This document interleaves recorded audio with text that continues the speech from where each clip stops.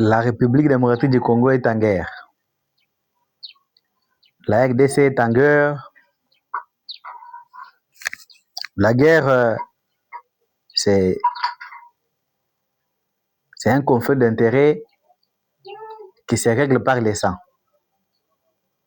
Ça veut dire que les gens, puisqu'ils n'ont pas trouvé leur cause, ils n'ont pas trouvé leurs intérêts plutôt,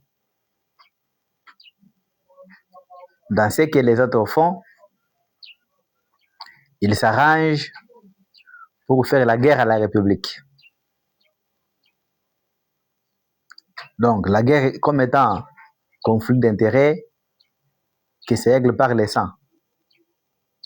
Mais les sangs dont il est question, ce n'est pas les sangs des animaux, non plus des sangs des bêtes. C'est les sangs des humains, les personnes humaines, le père et mère des familles, les jeunes garçons, jeunes filles, enfants, avenir de demain. Ils se sont réveillés un matin, ils ont trouvé que leur vie est fauchée, puisqu'un groupe de gens n'ayant pas trouvé leurs intérêts, ont choisi de verser le sang des innocents.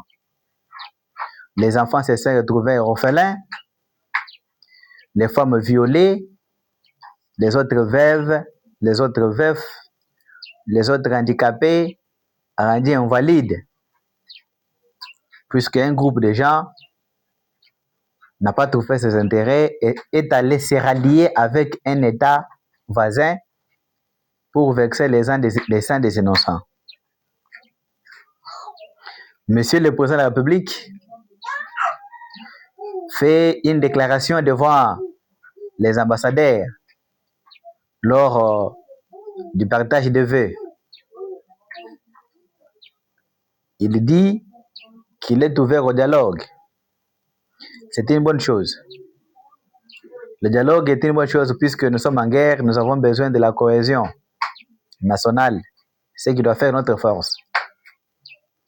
Monsieur le Président fait encore une précision pour dire que le dialogue n'est pas un lavage.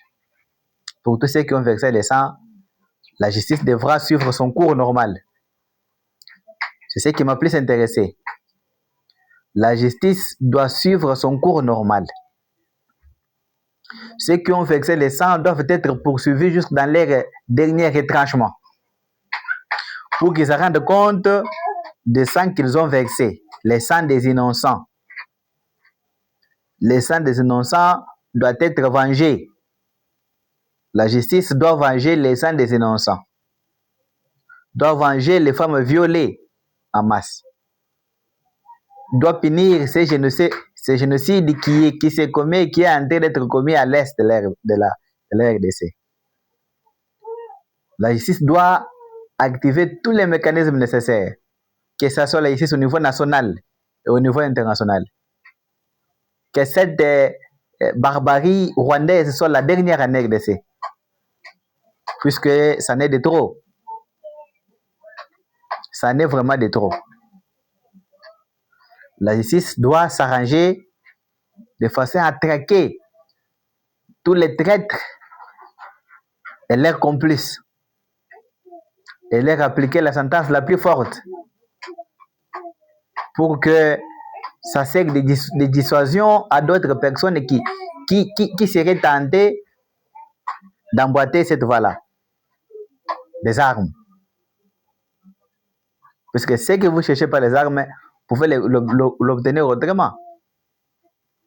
Et maintenant que le Rwanda a assumé que c'est lui le promoteur de la guerre à l'Est, Nananga et sa bande, vous voyez que vous avez passé votre temps tellement en brousse. On va vous traquer. On doit vous traquer. Partout où vous allez vous trouver. Vous allez vous dire que c'était une erreur la plus grave de votre vie, de trahir la République.